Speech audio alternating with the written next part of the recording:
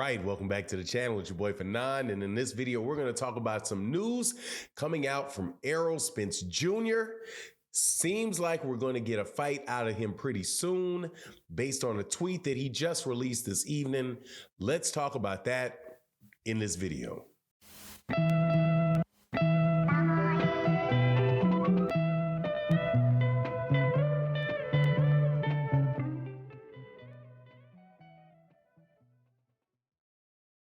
All right, welcome back to the channel. It's your boy Fanon. Man, this is absolutely excellent news. Errol Spence Jr. puts out a tweet, says announcement coming soon. So we can now get our mind on what the next really good bout that we're going to get in the welterweight division is. And more than likely, it's going to be one of three things. Let's talk about that in this video. But before I do that, let me welcome you back to the channel. If you are new to the channel, please accept my invitation to hit that subscribe button, hit the bell icon, so you can be notified of when we release more videos.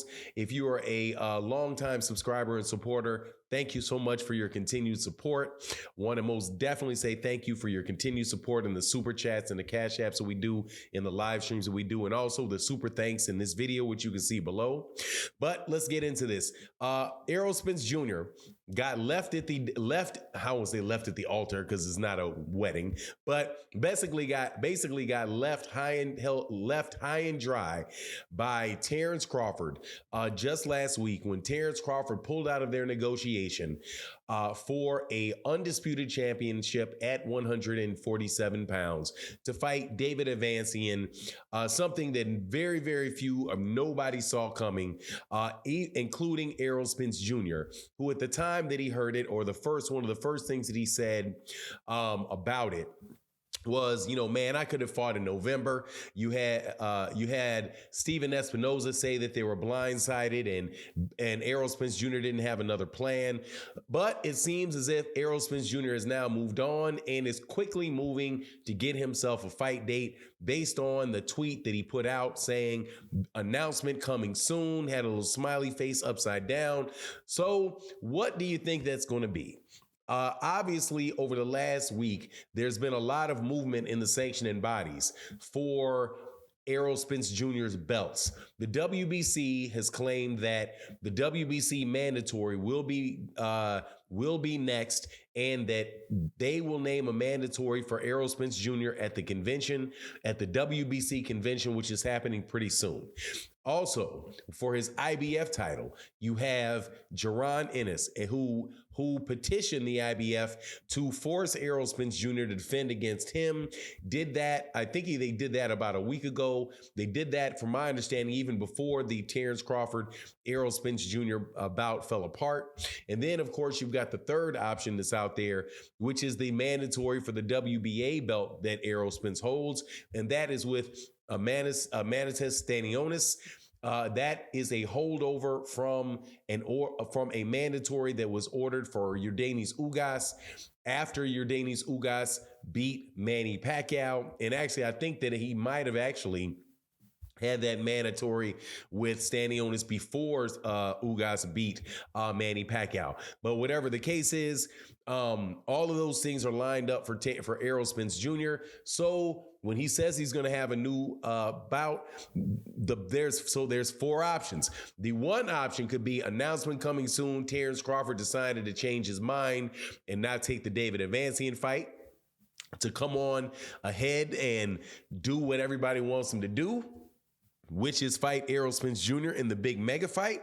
That is almost no chance of that taking place. I wouldn't say none at all, because Terrence Crawford's has not actually his fight against David Avancian is not on BoxRec yet.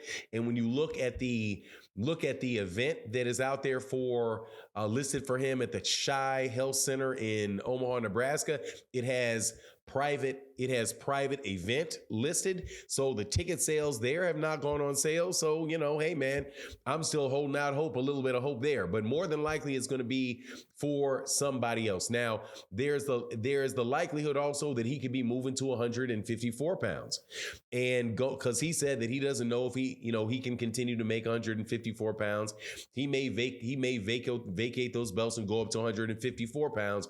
There was a tweet that he had responded to maybe about a week ago where he kind of co-signed on the idea of facing up against Sebastian Fundora, the really big, tall, 154-pound contender. Obviously, the man at 154 pounds is Jermell Charlo. And if he's moving to 154 pounds, that's the fight that I want. Now, for people that are always calling me like, man, we must work for Errol Spence and all of this and all of that. Look, man, I want to see fights made, and I'm gonna call it like I see it. In the case of Terrence Crawford not basically backing out of negotiations with Errol Spence Jr., everything that I can see points to Terrence Crawford playing games with Errol Spence. And we're grown people around here. Hey, call it like you see it. But if you disagree with me, cool. Same thing goes for the stuff with Errol Spence. If Errol Spence Jr. stays at 147 pounds, the guy that I want to see him fight is Keith Thurman. That is that would be a big money fight for him.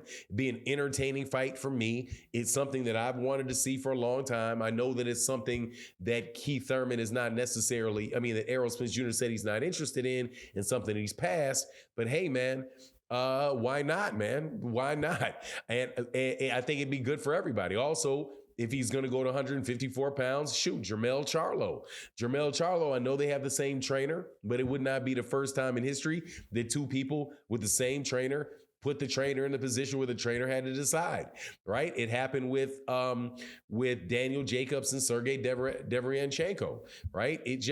It happens sometimes. Now, will it happen? Who knows? More than likely not. Probably will not happen. Probably just like the most likely scenario in all of this is that he would fight Amanda Stanionis.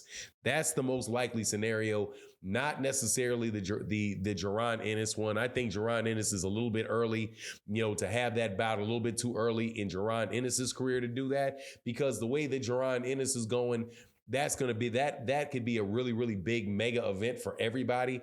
If Jaron Ennis has a couple more bouts and can really catch the eye even of the public, even more so than he already has, that could be a really good situation there. But anyway, it cuts it, man. I'm just glad we're going to hear something about Errol Spence getting back in that ring soon. He's been out of the ring since April. I suspect that they would probably get a fight date for him sometime in the January time frame, something like that. Probably not in the November time frame, obviously, because as of the date of this video, it's October 30th, and November is tomorrow. It's a day away, right? And anybody to fight in December, whatever dates are available in December, that's not a lot of time. That's not a lot of time for whoever that is to prepare for Errol. So more than likely it would be in January, maybe in February. An unfortunate situation, because if it's in January, that's it's still 2 times within a year. He fought in April. He fought in April last time. I'm just glad that the man's, the fact that he keeps getting delayed and all of that stuff, it looks like we're getting past that. But anyway, that's my take on the matter. You let me know what you think in the comment section. And with that, I'm out. Deuces. And thank you for your support.